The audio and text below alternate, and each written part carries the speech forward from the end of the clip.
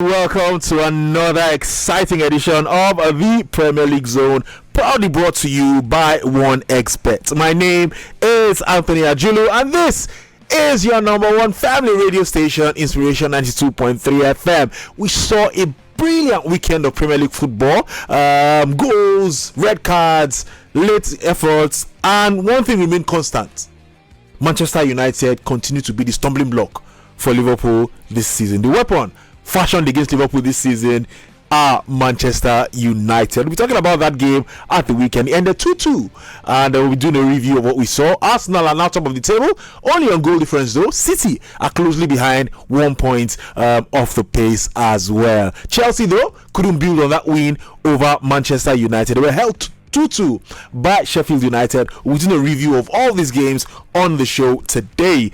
I will not be doing it alone, by the way.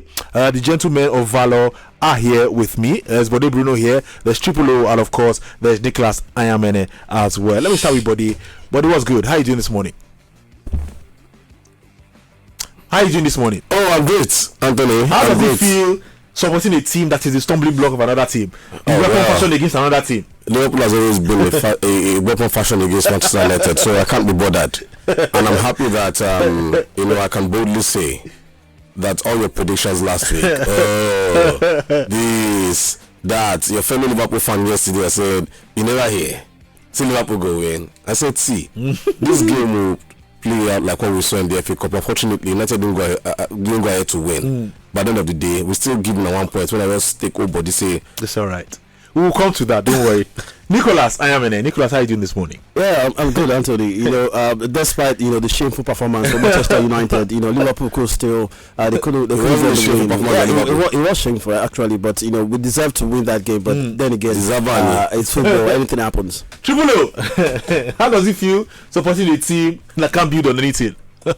Watch out. It's been trading since yesterday's evening. Well, I think you'll see how the season, and then we'll see how it goes from there. Watch out. Anyway, the great thing about this show is that you guys out there can be a part of it. Call us on 0700-923-923-923 0700-923-923-923. You can also send us messages on WhatsApp at 081-7313-61930 081-7313-6193, or you can join us live on Facebook at Inspiration FM 92.3. Just leave your comments on other live feed to read them on the show. Let's just read out the results from matches we saw this weekend, and we'll pick a few of them to talk about. We'll get to your calls and your messages in a bit. It started on Saturday lunchtime. Crystal Palace gave Man City a little scare, but Man City's quality shone through at the end of the day. They won that one at Selhurst Park by 4-2. It was a fantastic performance from Kevin De Bruyne in that one. 2 goals and an assist to lead City to a victory there. West Ham, a late goal from James Ward-Prowse gave them a 2-1 victory over Wolverhampton Wanderers. Luton Town, another late goal as well in that one, gave them a 2-1 victory over Bournemouth. It was Carlton Morris with the late goal in that one. Newcastle United 1-0 winners over Fulham. Bruno Guimaraes got the winner in that one. Everton, an early goal from Dominic Calvert-Lewin, gave them a 1-0 win over Burnley. All these games on Saturday. Also on Saturday, Aston Villa and Brentford played out a thrilling 3-3 draw in that one. And then the evening time kickoff on Saturday. Arsenal very comfortable at the Amex Stadium. They claimed a 3-0 victory over Brighton and Hove Albion. And then on Sunday, United, the human brake pad in the wheels of success for Liverpool. They played at a 2-2 draw at Old Trafford, and of course it was 2-2 between Sheffield United and Chelsea as well. But let me come to you. The human brake pad in the wheels of success for Liverpool. Well, on a serious note, buddy, what is it with United that Liverpool can't seem to get past this season? oh well, because you guys keep bragging about this 7-0 win. United have decided whatever will come between Liverpool and success will be in this season. Well, has it been the case of United being in the pathway of Liverpool? I totally disagree. I think over two legs, Liverpool have decided not to take full advantage of a game. They dominated for most parts in the FA Cup as well. Liverpool seem to deliver two sides of themselves. A side that creates a lot of chances and misses, and a side that when they have a chance to score as well, they can just go crazy if they want to. But again, full credit to United. Yep. Even while Liverpool dominated, even with all the shots United faced on the day, that didn't really stop them from making moves when they had to. But again, for that equalizer, I think that also pumped up United as well, following the mistake by Konsa and a good goal by Fernandes as well. And Kobe, a well-taken finish. But again, ETH should look at himself and the boys once again. Okay. 3 games back to back, they've given up leads, towards the end of games, and that is not what a manager would want to see. Yes, United fans can be happy about picking up a point against Liverpool, but a lot of points have been dropped as well in a situation where they're actually chasing Champions League football this season. Yeah. And for every step they take, it all seems like 10 steps backward as well. But overall, anything not to see Liverpool win the Premier League this season, and I'm in for it. Nicolas, wow. The 18 is when we are trying to do brotherhood here. The 18 is real. It's real. Nicolas, let me come to you. What is it with Liverpool and missing chances against Manchester United? Why can't it seem? I mean, like Bode said, over 2 legs, it was a dominant performance for Liverpool, but still, they just couldn't put United away. And they only have themselves to blame at the end of the day. I would say they were actually wasteful. The first half, Liverpool could have scored maybe 2 or 3 goals in that particular half. But then again, the likes of Darwin Núñez, Szoboszlai, Salah, everybody was guilty. The guys up front were actually guilty. They could have gotten maybe 1 or 2 goals. But it took Manchester United, to come back in that game after that, poor mistake from Kwanzaa. I felt, Liverpool dominated the first half. We had, Robertson running through the sides, running Garnacho, Casemiro also, behind Szoboszlai. We actually had everything on plan. But then again, just like you mentioned, when you don't, take chances like that, they come back to hurt you. And we actually, saw that happen. But then again, we have to give kudos to the guys, because unlike United, when they are behind, they let their heads down. Liverpool didn't do that. We actually rallied back to ensure that we salvaged a point against Manchester United. It wasn't the result I was expecting, and I must say, Jurgen Klopp was actually furious. We deserved to go top. We deserved to have won that game. But then again, people out there talking about scoring goals and wanting to, go neck to neck with Arsenal, scoring 8 goals. I don't think that will work. What we need to do is just focus on our game and remain calm. Look, it is not all gloomy and doom for Liverpool. There's still a chance. We're at the same point. So but nothing to panic about. The club said something after the game. He was furious, but his fury was at Liverpool, yes. It was at Liverpool, yes. But also at Manchester United for some reason. He came out in his post-match press conference to say that if United play the way they did against Arsenal, if they play the way they did against Liverpool, like that against Arsenal, that Arsenal would destroy them left, right, and centre. That's not his business, really. But Anthony, that is not his business. Then again, just like Buddy said, we need brotherhood to work here, because we actually need a favour from them. But just like Jurgen Klopp said, I would agree totally. If they play the same way against Arsenal will be 4-0 by half time. Yes. See, Anthony, at the end of the day, no 2 games are the same. Fair. You should just focus on getting points on board for Liverpool. What's his business with United and Arsenal? Play better. He's apologize. He's begging us. He did say sorry. We know the mind games. He's begging us to help Liverpool beat Arsenal. Are you going to play better or not? It is none of your business, guys. Until then, okay.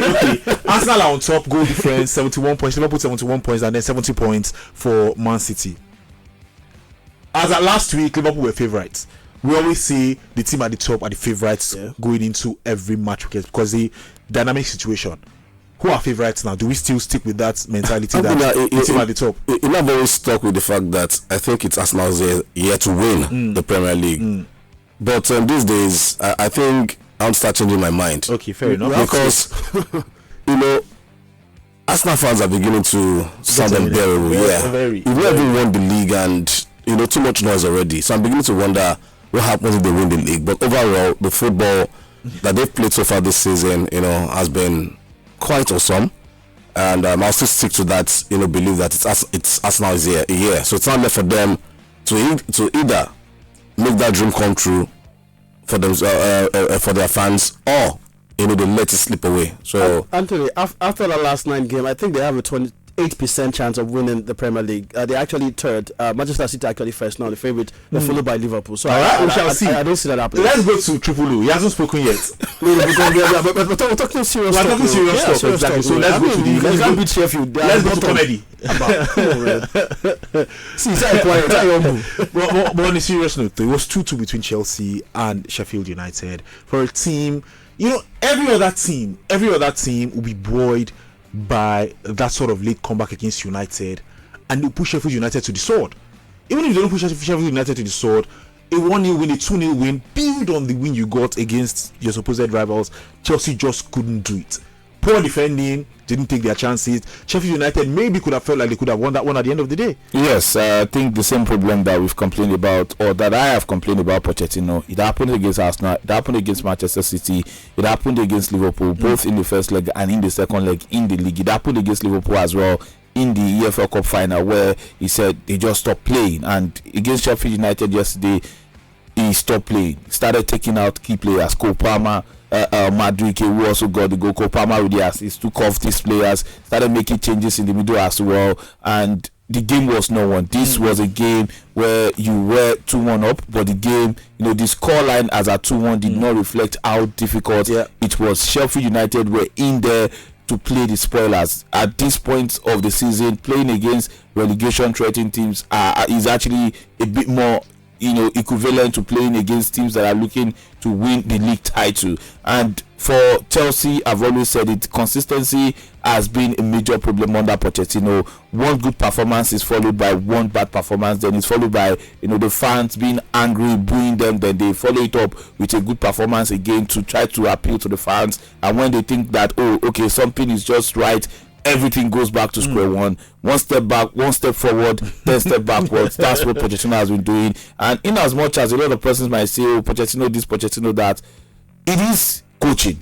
The problem of Chelsea is coaching. All right. He doesn't know how to psych these players up. Yes, they might be young, but these players were playing well at their various clubs before they were brought in. If you can agree to that fact, then why do you keep switching off? You just stop playing when the game is not over. We shall see how it goes for Chelsea. Again, I think he will see out the season, and then there will be a review in the summer. He might not be there next season. Well, by the way, they equaled the point from last season, so any more additional point now mathematically looks like an improvement. It is an improvement, but it's still backwards. But let's go to the relegation battle, because it's heating up. As interesting as it is at the top of the table, it's brilliant at the foot of the table as well. We agree that Sheffield are gone, even though they give Chelsea all kinds of problems. But in the relegation battle, Everton won, Luton won, Nottingham Forest lost, Brentford have been dragged into it as well.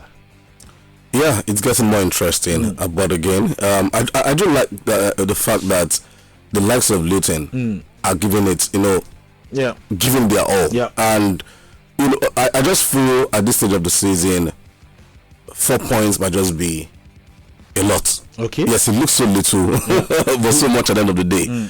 But with the way Luton are going, they're showing that they want to give it the final push to see if they can avoid the drop.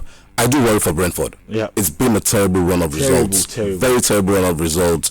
And they just might be dragged into it. But I still stand. I'll still stick with Luton Town, Burnley, and Sheffield United to go down. They've left it too late. All right, very quickly, Triple O. For Forest, Chris Wood has been a bad winning for them in the absence of Tawa Oni, and if they are going to survive relegation, they will hope that Chris Wood continues this form. I've always maintained I like Chris Wood. I really like him. He's a good. He's not stylish. He's an honest striker. You get time. The good news about him is that even if they go down, he probably might stay in the Premier League. The clubs will come. He's very honest. He's an honest striker. The teams that will get promotion from the championship is ready to anyway, let's take a word from one expert. We'll come back, and of course we'll take your calls and your messages. Did you enjoy this video? Hit the subscribe button for more. Leave a comment and like. Thank you.